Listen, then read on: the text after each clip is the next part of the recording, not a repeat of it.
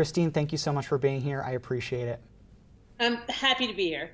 So the eviction moratorium is expiring in New York next Tuesday. It's a very big deal for a lot of tenants. We don't know what's going to happen between now and then, now being Wednesday when I'm taping with you. So what can we expect out of the end of the eviction moratorium? What are the consequences here for tenants who haven't been able to pay their rent?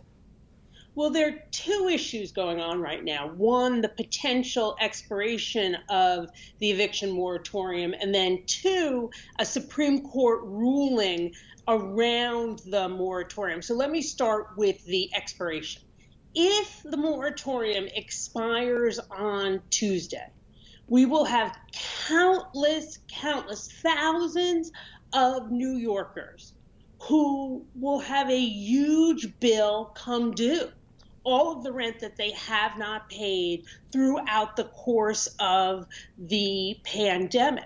Many of those New Yorkers, particularly the women and the people of color, will be still unemployed. You know, I run a organization, WIN, for homeless families, women and children. 25% of our moms lost their jobs because of the pandemic.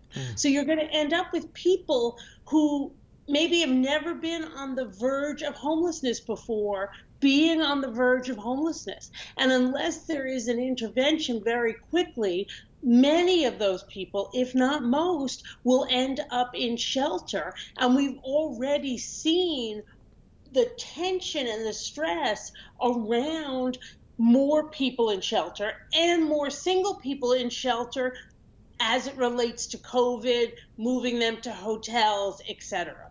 So before we get to the Supreme Court ruling that you're going to talk about, if this happens, if the moratorium expires, can landlords immediately evict their tenants based on non-payment of rent? Can it happen literally the next day? No, a landlord can never kind of come to the door and hammer, get out sign, you're evicted on the door. Okay. They have to go through the court system. But there isn't necessarily anything in place right now that would prevent the court from evicting someone. The tenant will have time, they'll have the whole court process. But remember, this is a tenant who didn't, because of the pandemic, have the resources to pay their rent. They're not going to have the resources to have a lawyer, and the vast majority of landlords will have a lawyer. So the likelihood of a tenant prevailing is not very good. There are lawyers out there from legal aid and legal services, but that are free and terrific, but there are not enough of them. So there's time, hopefully, to find another place, but it's not a good situation. So the legislature could extend the eviction moratorium between now and Tuesday, but there's this tricky situation that you brought up about the Supreme Court striking down part of that moratorium that we have on the books right now. What's that about, and what would lawmakers need to do to fix that to make it totally valid?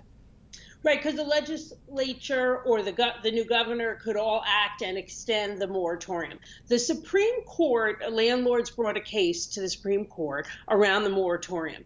And the Supreme Court basically said the way the process has been set up, which is that I attest on a piece of paper that I can't pay my rent. There's nowhere in the process where the landlord can say, that's not true. I know she has a job and makes $300,000 a year. I know she has a trust fund. I know she has this. I know she has that. Has denied landlords due process. So all that would have to happen is the legislature would have to introduce a piece of legislation which would say there has to be a hearing to confirm that the situation or the condition that the tenant says they're in, they're really in. I don't believe people are lying.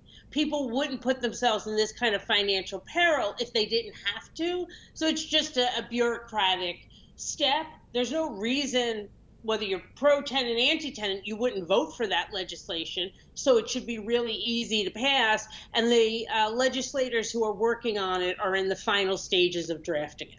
So you mentioned Governor Hochul as well. What could she do to protect tenants right now? I don't know, and you may know that, I don't know if she can really do an eviction moratorium by herself. What are her options here?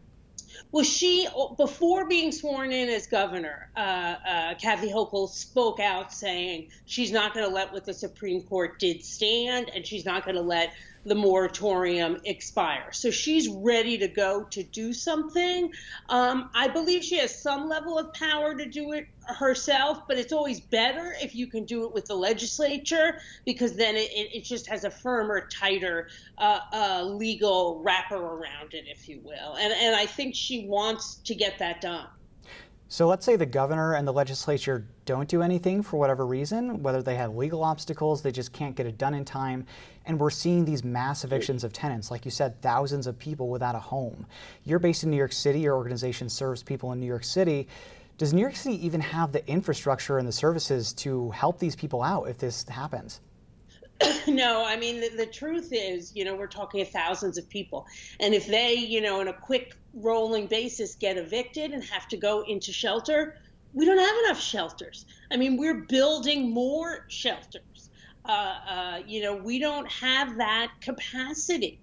We see, because of that lack of capacity, that for families, the city rents old-time welfare hotels and puts them in there where there are no services at all.